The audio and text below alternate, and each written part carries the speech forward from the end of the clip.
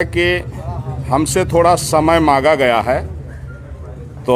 वहाँ विधिक कार्रवाई जो है करने के लिए मुझे आश्वासन मिला है कि संविधान की रक्षा हर संभव में की जाएगी और वहाँ जांच की जा रही है। जो लोग जो है इस तरह से अनलीगल असंवैधानिक कदम उठाए हैं, तो हमने जो है तो 2 अक्टूबर 2021 तक के लिए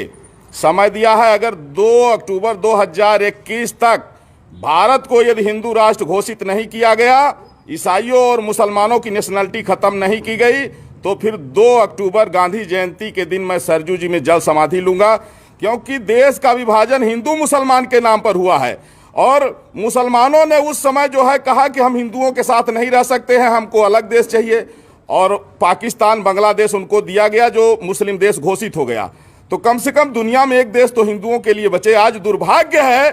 कि वेस्ट बंगाल में जितने यहाँ के मुसलमान हैं वो भी रोहिंग्याओं के साथ मिलकर के एक तरफ से हिंदुओं की हत्या कर रहे हैं, और उसी तरह जो है तो तमिलनाडु में हो रहा है, केरल में हो रहा है। जहाँ भी मुस्लिम आबादी ज़्यादा है उनको पाकिस्तान से प्रेम है, लेकिन हिंदू और हिंदुस्तान से नफरत है। ये हिंदी, हिंदू और हिंदुस्तान के वजूद को मिटाना चाहते हैं। इसलिए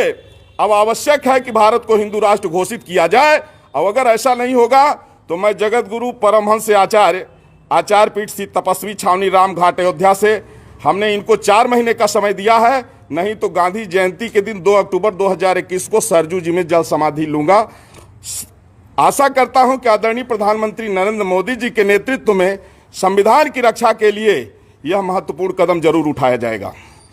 कि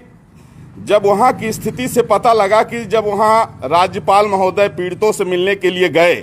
तो जिस तरह से वहाँ के मुस्लिम समुदाय ने, रोहिंग्याओं ने उनके साथ में जो बदसलूकी किया, इससे ये पता लग रहा है कि अब पूरे देश में मुसलमानों की नागरिकता समाप्त होनी चाहिए और भारत हिंदू राष्ट्र घोषित होना चाहिए। नहीं तो 13 बार भारत के बंटवारा हो चुका है और अब स्थिति में भारत नहीं है कि फिर से ये बंटवारा झेल सके। तो इसलिए राष्ट्र की एकता और अखंडता के लिए चाहे जान चले जाए, लेकिन मुसलमानों की नागरिकता समाप्त होनी चाहिए, भारत हिंदू राष्ट्र घोषित होना चाहिए, और इसके लिए हमने 4 महीने का समय दिया है। महाराज जी, अगर